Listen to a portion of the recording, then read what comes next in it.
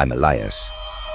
If you're watching this, it's because I broke the most important rule of my life. Never ever talk about the Dubois family. And trust me, doing it feels like breathing freezing air for the first time after years underwater. It hurts. I'm not going to tell you a ghost story. My story is worse because it's true. It's about that macabre moment when you realize that the slowest, most effective poison always comes from the hand that feeds you. The title says it all. Your family doesn't always want what's best for you. Sometimes they just want you to be theirs. I come from Saint Jude, a town trapped in the heart of the Canadian Rockies near British Columbia. It's a place where winter starts in October and ends in May. 6 wooden cabins, 1 gas station, and the Dubois Sawmill, which is basically the only reason the town exists. My grandfather founded Saint Jude. My father ran it, and I was destined to inherit it. We are the blood of the place. For as long as I can remember, my life has been a straight line, defined by them. Family first. That wasn't just a phrase, it was a curse. My father, Jean-Pierre, is a man of rock. Fair, tough, but with a look in his eyes that tells you his love is conditional. If you fail, if you stray, the cold of the mountain is nothing compared to his disappointment. I was the only son, the heir. As a kid, my favorite game wasn't with toys, but with the sawmill's ledger books. My father prepared me, trained me to be not just a boss, but an owner, and that meant never leaving Saint Jude. My dream was to go to university in Vancouver, study civil engineering, see the ocean. But when I turned 18, Dad simply handed me a set of keys, the trucks, the offices, and the main cabins. Your life is here, Elias. Your place is with your people. I accepted. I stayed. It's what you do for family. The first few years were bearable. Then the air started to feel heavy, as if every felled tree carried the weight of my dreams. The breaking point was with my cousin, Anya. She was the only one who understood me, the only one also drowning in that loyalty. Anya was my father's brother's daughter, and she actually left. She went to Quebec to study art, and that, to the Dubois family, was an act of betrayal. I remember the last time I saw her. She was packing her old Chevy. My aunt was crying. My father was motionless on the porch. Anya hugged me tight and whispered, her voice broken by guilt, "Don't let them turn you into something else, Elias. Escape." And that's the hook of this story. She did escape, or so I thought. The real drama began 6 months later. A text message reached me in the middle of the night. Just 3 words, and all of Saint Jude became my mental prison. Anya's message arrived at 3:17 a.m. The vibration woke me up. It was so dark I had to strain my eyes on the old phone screen. The 3 words were, "Coming back. Help." I felt a mix of relief and panic. Relief because I thought she would be my ally again. Panic because I knew the storm her return would unleash. But Anya was strong. If she was asking for help, it was serious. We received her at the family cabin. There was no welcome, only the dense tension that permeates important meetings. My father looked at her, not with anger, but with the coldness of someone evaluating a defective part. "We thought you had forgotten your name," was all he said. Anya wasn't the same. She had lost weight. Her eyes, once bright, were dull and filled with constant anxiety. She wasn't the free girl who had left. She was a shadow. She said it hadn't worked out in Quebec, that the city was too noisy, but I knew she was lying. The lie clung to her clothes. I asked her alone, while my father was at the sawmill, "What happened? Why did you come back like this?" She just gripped my hand with desperate strength and told me, in a whisper that wasn't hers, "They made me, Elias. They forced me to come back." She gave me no details, but what I saw in the following days froze my blood. My father didn't allow her to stay in her parents' cabin. He assigned her to the old cabin, a structure set apart, used for storage, with no central heating, right on the edge of the forest. And my aunt, her own mother, didn't visit her.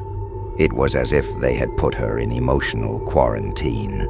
The strangest thing of all, my father took her phone. He said it was to focus on family. Anya didn't protest. She just nodded, with an obedience I had never seen in her. It was submission, yes, but with a shade of palpable fear. One afternoon, I went to bring her firewood at the old cabin. I found her in the tiny dirt basement, sitting on a stool. The basement smelled of damp earth, roots, and something else. Something metallic and sweet that reminded me of dried blood. Anya was holding an old piece of cloth. She didn't look at me. Her voice was a thin thread. "My mother says I have to stay here, that I have to be purified." And then out of nowhere, with her eyes fixed on the basement darkness, she asked me, "Elias, did your father and uncle ever do weird things down here?" I told her no. It was just the basement. But as I spoke, I saw something that turned my stomach. On one wall, near the floor, a loose piece of rock, and in the gap it left, something shone. It looked like the corner of a notebook or diary. My father never let me go down to the old cabin's basement alone. Now I understood why. Anya's phrase, "the purification," drilled into my head. That night, I couldn't sleep. I needed to know what was in that hole. If my family had lied to me about my destiny, what else were they capable of? I waited until the main house was completely silent, feeling the same silent oppression as if the forest itself were watching me. The fear of my father was like an invisible leash suffocating me. But Anya's desperation was stronger. I reached the old cabin without turning on the light.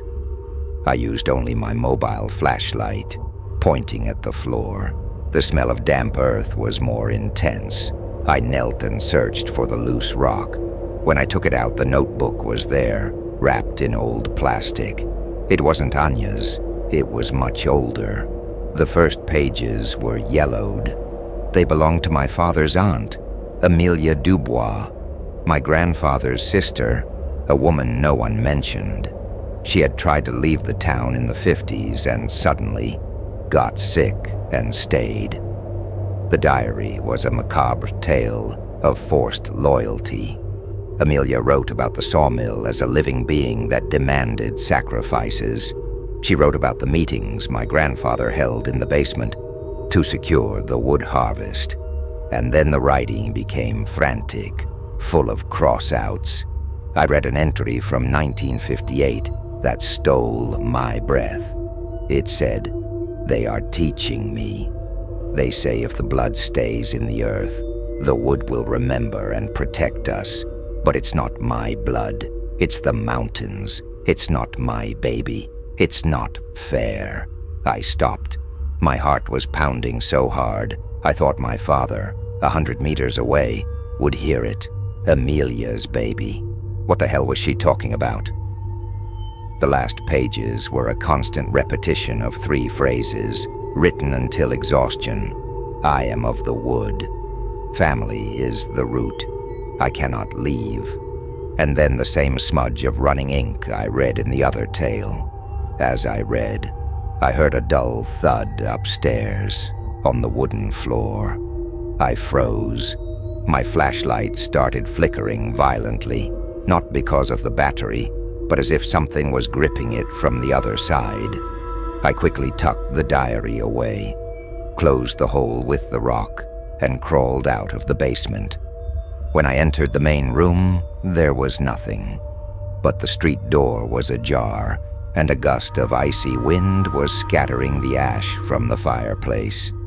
It hadn't been the wind. Someone had been there, and that someone knew I had unearthed the secret. I felt like the family had left me a warning, and there was no turning back. Amelia's diary discovery changed everything. It was no longer a story of parental control, but something darker, a pact that kept Saint Jude alive at the expense of freedom. My father's obsession with the sawmill wasn't just business. It was faith, a macabre faith. The next day, my father called me to his office. He was sitting behind his oak desk, with the ledgers open. His voice was calm, too calm. "Anya is staying," he told me without looking up. "She's better here. And you, Elias, I need you to stay with her. Take care of her. You are her cousin. You are family." I told him Anya was depressed, that she needed a doctor, not the old cabin. He looked at me, and in his eyes I saw the absence of debate. "There is no illness, Elias, only confusion. The mountain sends her back to us when it needs us. It's the way the blood binds to the earth." That's when I understood that my father wasn't my enemy, but the most loyal victim of this madness. His love for me wasn't to protect me, but to maintain the chain. That same night, I went to the old cabin. I found Anya worse. She was sitting on the bed, trembling, even though the stove was on. Cold sweat shone on her forehead. She told me she couldn't sleep, that she felt the mattress was full of roots, and that at night, the house breathes. As she spoke, she started coughing, a dry, deep cough that came from her chest. I approached, alarmed. And then it happened. Anya leaned over and vomited. It wasn't bile or food. It was a thick vomit, a dark, almost black-gray, full of small pieces of what looked like wet earth and tiny splinters.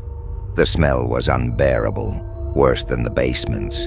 It was fermented soil, rust, and decay. I panicked. I told her we were going to the hospital, but she grabbed my wrist with unnatural strength. Her eyes were bloodshot. Her voice was a growl.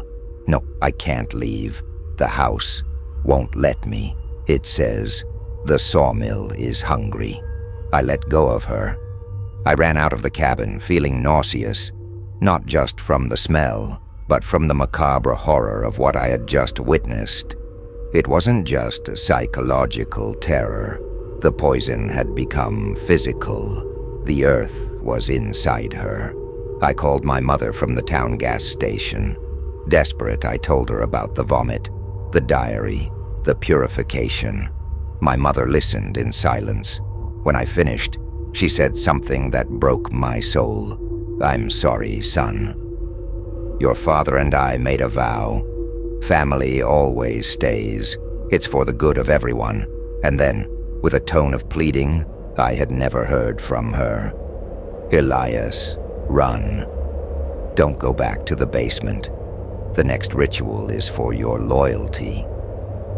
My mother's silent confession, the earth vomit, my father's sick loyalty. I understood everything. The Dubois family didn't welcome you. It put roots in the mountain. The sawmill, the heart of Saint Jude, demanded an offering of absolute loyalty. When someone tried to run, Amelia, Anya, and soon me, the ritual or purification kicked in to sicken the person, to make them return to the earth, physically or spiritually. I knew I had to leave, but I couldn't leave Anya. I gathered my courage and returned to the old cabin for the last time. I walked in. Anya wasn't in bed. I found her in the basement. She was kneeling, right where I had found the diary. She was digging with her hands, and she was crying. But her crying wasn't anguish, but silent resignation. When I approached, I saw what she was doing. She had dug a small, deep hole and was trying to bury something. It wasn't the diary, it was her graduation ring from Quebec, the symbol of her freedom. She looked at me. Her eyes no longer held fear, but a hollow obedience. "I can't be an outsider anymore, Elias," she said, her voice faint. "The wood calls to me. The sawmill must stay strong. You have to promise me. You won't leave." I told her yes. I lied. I hugged her and felt how bony she was, the smell of damp earth clinging to her hair. I told her I would get her out of there.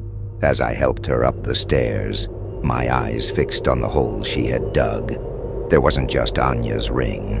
There was something else, a small baby shoe, made of old leather, stained with rust. It was Amelia's baby, the sacrifice of the past. And next to it, something even more disturbing. A handful of long, brown, thick hair, like Anya's, but dry and brittle. We left the old cabin. I got into my truck, feeling the weight of Saint Jude's earth on my shoulders. I looked in the rearview mirror. I saw my father and mother coming out of the main cabin, standing in the snow. They weren't chasing me. They were just watching. I understood that my mother had given me the last warning of love she had left, the permission to run, but they wouldn't leave. They would continue to feed the mountain, and that's the deepest horror of my life, the loyalty that buries you alive. I drove. I haven't stopped since. Anya stayed. She is the root. I am the broken branch. I am alone, looking at the ocean for the first time in my life. But sometimes when I close my eyes, I feel my feet are sunk in the frozen earth of Saint Jude. And I wonder if Anya's earth vomit was the ritual's failure, or if it was just the warning that the mountain is coming for me.